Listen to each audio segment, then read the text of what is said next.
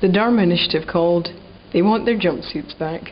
Of all the videos I've watched on YouTube and all the edits I've made to Lostpedia, nothing has ever made me want to make a YouTube video until I watched the end.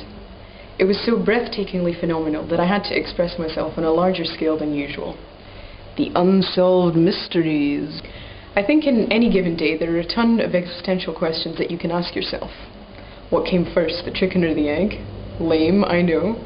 But we tend to ignore these issues because, let's face it, most of us have busy jobs and a million other things to worry about. So the characters of Lost, as participants in the events unfolding on the island, really didn't have the time or the inclination to delve into the mysteries of the island.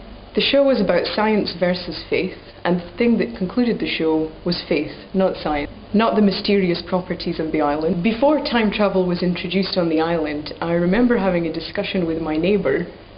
He suggested that the show was going to take a turn in the direction of time travel, and I distinctly remember blasting that idea and saying, no, that's not what the show's about. But of course, the show did pull a TARDIS, and in a big way.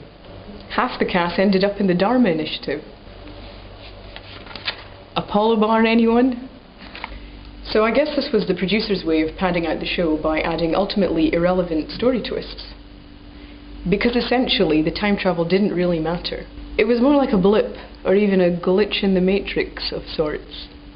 It didn't change the course of the story, and although we thought and probably really hoped that it was possible, it didn't provide an easy way out.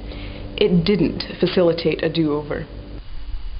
Desmond, a very noble man who hated that island. He never ever wanted to go back, yet fate brought him there again.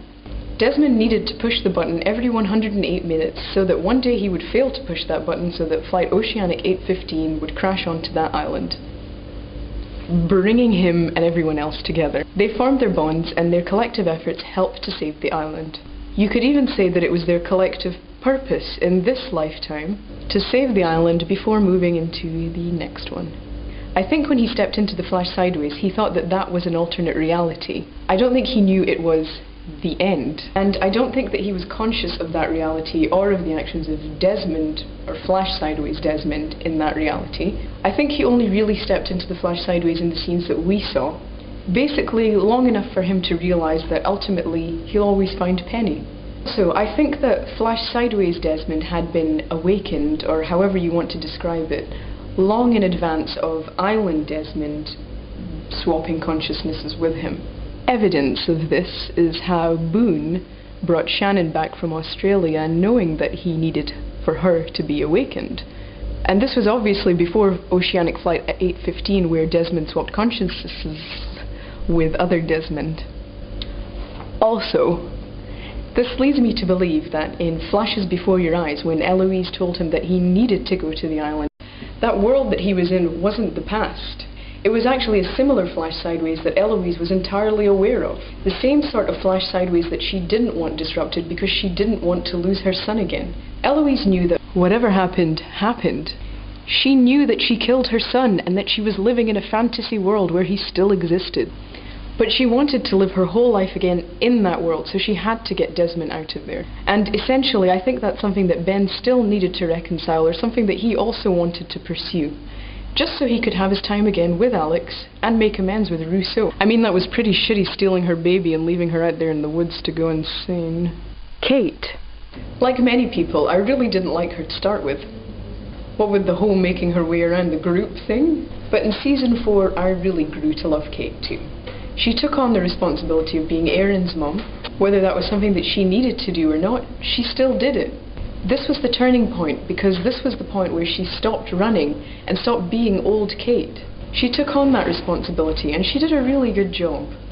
Although I have to say, she really shouldn't have kept things from Jack. He's not the kind of guy to do that to. He's a fixer. He needs to know everything. No wonder he turned to the pills again when she was going off on secret play dates. Juliet. The whole finale was one big tearjerker. And although we all kind of knew that Juliet was going to be Jack's ex-wife, I don't think any of us expected her to be Jin and Sun's doctor. It was really nice to see her again. And she was happy in this Flash side, unlike her life on the island where she desperately wanted to get off, or her life prior to the island where she was stuck in a horrible, abusive marriage. Nicer ways to wake a man up, Freckles. The vending machine scene with Sawyer, it was fantastic. And I'm going to go ahead and offer you an Apollo bar again. I printed this out especially. An amazing fact that Josh Holloway pointed out in the retrospective recap was that Juliet and Sawyer only had 2 scenes to depict a 3-year relationship. Everybody believed it. That in those 2 scenes you could see the 3 Dharma years that passed and how much they really loved one another. And of course how much their reunion meant to them. Charlie Pace. I was shot by a fat man. Best line of the show. The Charlie, Claire and Aaron reunion, what can I say about it? It was lovely.